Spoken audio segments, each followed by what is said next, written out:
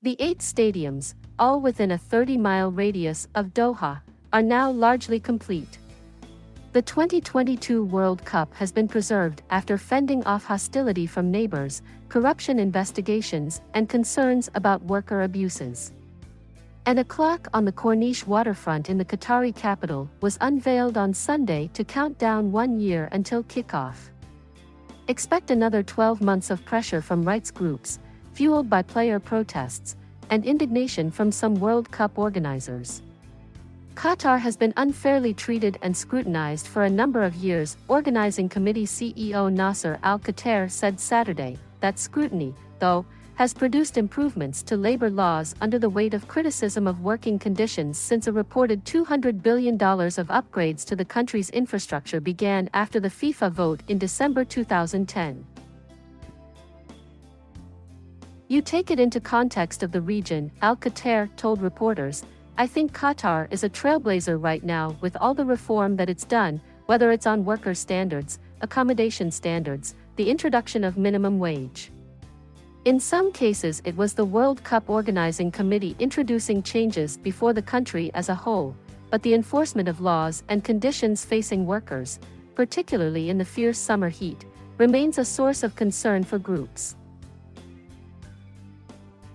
Qatar has not provided full details and data on the deaths of the migrant workers, particularly from South Asia, who are relied on to build the infrastructure across the country. Amnesty International has highlighted the need for deeper investigations into the cause of deaths, the lack of a right to form unions, and the need for all companies to comply with newer laws saying workers should be allowed to leave jobs without permission of the employer. There's criticism, Al-Khater said. There's work that needs to be done.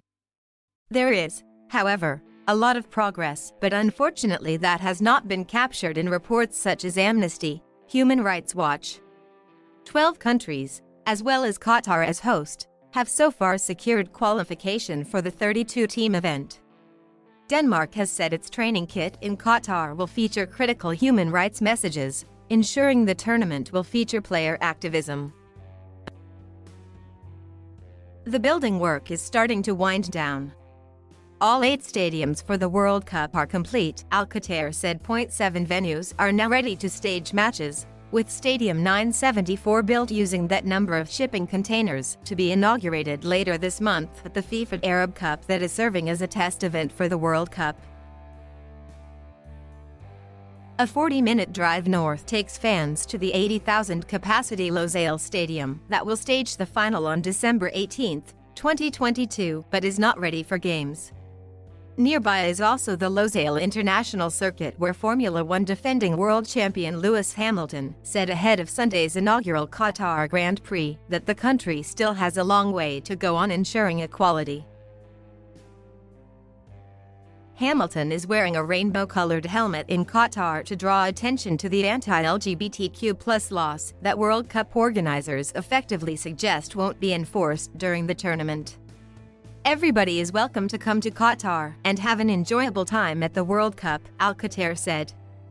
They can come and enjoy their time here without fear of any sort of repercussions. It makes no difference to people's orientation, religion, creed, race whatsoever. Al-Khater said any couple could share a hotel room. I don't know if this is a misconception, he said. I don't know where you get this from. I mean, anybody is free to stay in a hotel, whether with their friend, with their partner. The challenge for supporters could still be affording the trip. Even though it's a World Cup requiring no flights between games, demand for accommodation could be stretched in the tiny Gulf nation.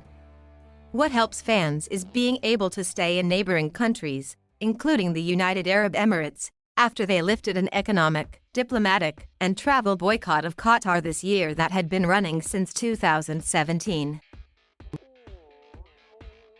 The ultimate goal is to have a successful World Cup, and you can only have a successful World Cup when you have fans attending, Al-Khater said. So this has been taken into consideration to make sure that there's plentiful accommodation, and there's accommodation available for all budgets. Fans will be traveling months later than usual for the World Cup. opening on November 21, 2022, with the final on December 18, remains contentious as the major European leagues finalize the starting dates for a season so significantly disrupted for the first time by the World Cup. Qatar bid for the World Cup under FIFA's terms for the usual June-July slot, with the schedule change only decided after the vote.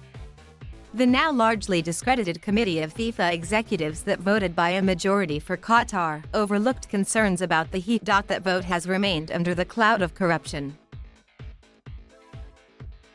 A FIFA-commissioned probe highlighted the unease of investigators looking into Qatar's methods to win the vote, but concluded there was no evidence of any improper activity by the bid team. American attorney Michael Garcia did, however, find that some of Qatar's conduct may not have met the standards required by FIFA. Fresh allegations of wrongdoing surfaced last year when American prosecutors revealed new details of alleged bribes paid by Qatar for votes. An indictment said Nicolas Leoz, then president of the South American governing body CONMEBOL, and former Brazil Federation president Ricardo Teixeira received bribes to vote for Qatar. All of these investigations have shown us that Qatar has been vindicated of all the allegations made against it, Alcatel said when asked about the claims that emerged in the U.S. District Court in Brooklyn. So whatever you're referring to, I deny categorically.